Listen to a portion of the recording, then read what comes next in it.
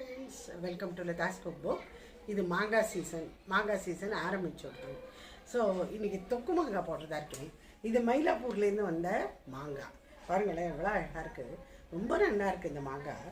இதை நல்லா வாஷ் பண்ணிவிட்டு நல்லா தோலை சீவிட்டு கிரேட் பண்ணிக்கணும். தொக்கு மாங்காய் போடுறது ரொம்ப ஈஸி. இது அதிக நாள் பட்டு நிற்காது. ஒரு 5 மாதம் 4-5 மாதம் தான் நிற்கும். அதுக்கு மேலே நிற்காது. ஆவக்காய் மாதிரிலாம் வருஷாந்திரத்துக்கு மாவடு மாதிரி இதெல்லாம் நிற்காது. இது ரொம்ப சீக்கிரம் இது கெட்டு போயிடும். எனக்கு அவ்வளோ டேஸ்டியாகவும் இருக்கும். கெட்டு போகிற அளவுக்கு கூட யாரும் விட்டு வைக்க மாட்டாங்க. எல்லாத்துக்கும் போட்டு இதை சாப்பிடலான்னு வச்சுக்கோங்களேன். வாங்க எப்படி பண்ணுறதுன்னு பார்க்கலாம். இங்கே 2 மாங்காய் வச்சுருக்கேன். இது முதல்ல நல்லா அலம்பிட்டுருலாம்.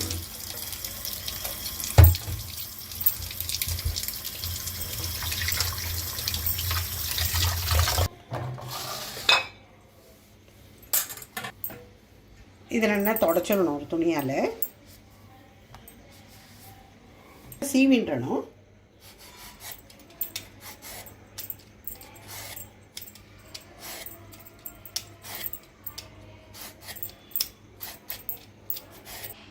இதே இப்போ நம்ம திருவி விடலாம். இந்த கிரேட்டரில் போட்டு நல்லா திருவி விடலாம்.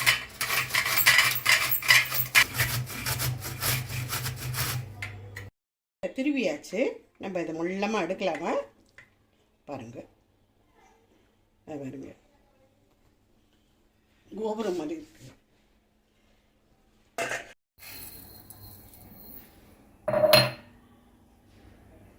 எல்லா ஊறுகாய்க்குமே பொதுவானது வெந்தய பொடி. இந்த வெந்தயத்தை இதெல்லாம் தொக்கு மாங்காய்க்கு இவ்வளோவா போட போகிறேன்னு கேட்காதீங்க. இவ்வளோ போடவே மாட்டேன். 1 ஸ்பூன் தான் எடுத்துப்பேன். இதை பண்ணி வச்சுட்டோன்னா நாளைக்கு இன்னும் வேறு ஏதாவது ஊறுகாய் போட்டோன்னா அதில் போட்டுக்கலாங்கிறதுனால வெந்தயத்தை நான் வறுத்து பொடி பண்ணி வச்சுட்டோம். ரொம்ப கருத்து போயிடக்கூடாது. கொஞ்சம் படபடன்னு பொரியிற மாதிரி சத்த வச்சு நம்ம எடுத்துக்கலாம்.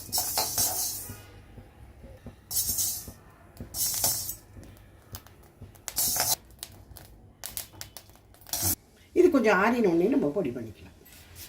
இங்கே நான் நல்லெண்ணெய் விட்டுட்ருக்கேன். இதால் கிட்டத்தட்ட 2 கப்பு வரைக்கும் மாங்காய் திருவினது இருந்தது. 3/4 கப்பு வரைக்குமானும் அட்லீஸ்ட்டு நமக்கு எண்ணெய் கண்டிப்பாக வேணும். இதில் கடுகு,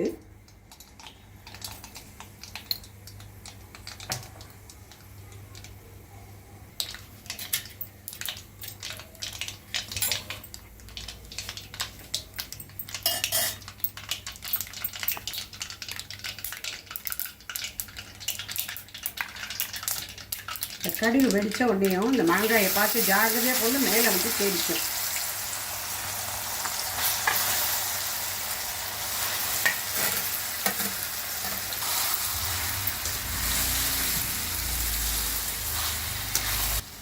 மஞ்சள் பொடி கொஞ்சம் போடணும். கிட்டத்தட்ட 1 டீஸ்பூனுக்கு பக்கமாக போடணும்.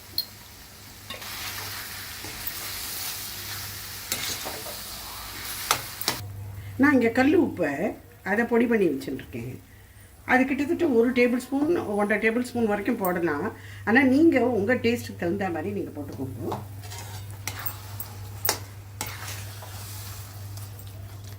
இன்னும் ஒரு 2 டேபிள் ஸ்பூன் எண்ணெய் இதில் விட்டுக்கணும்.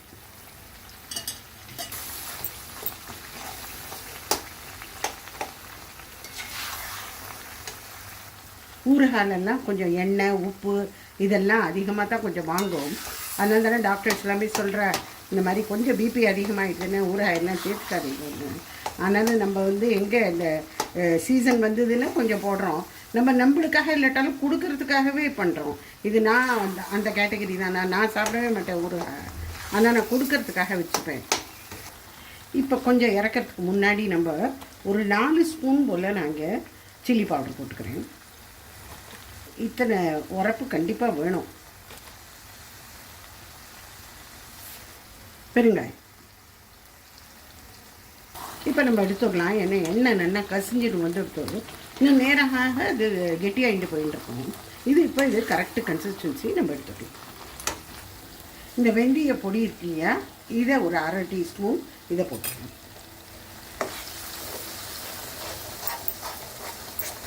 வெல்லம் கொஞ்சோண்டு இதையும் போட்டு நம்ம ஸ்விட்ச் ஆஃப் பண்ணி விட்டுறலாம். இது ஸ்விட்ச் ஆஃப் பண்ணிடலாம். சுக்கு மாங்காய் ஒன்று இருந்தால் அது எல்லாருக்குமே ஃபேவரெட்டு தான். எனக்கு இது தோசை இட்லி அதுக்கெல்லாமும் தொட்டுக்கலாம், தயிர் சாதத்துக்கு கேட்கவே வேண்டாம். ப்ரெட்டுக்கு எல்லாமும் நிறையா சாண்ட்விச் மாதிரி இதை நடுப்புற இதை அப்படியே தட வேண்டி சாப்பிட்ற வேலும் இருக்குது. அதனால இது ஒரு நல்ல பெஸ்ட் காம்போன்னு தான் சொல்லுவேன் தொக்கு மாங்காயை. ஸோ தொக்கு மாங்காய் போடுறது ஈஸி தான், இப்படி ஒன்றும் ரொம்ப பெரிய வேலை இல்லை அதில் கிடையாது.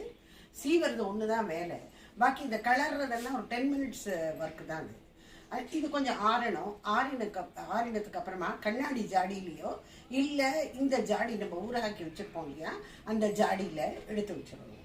இது பிளாஸ்டிக்லலாம் வைக்கக்கூடாது, எவர் சில்வர்லேயும் வைக்கக்கூடாது. இது ஆனால் நல்லா ஆறணும் ஃபஸ்ட்டு. சரியா? ஓகேயா?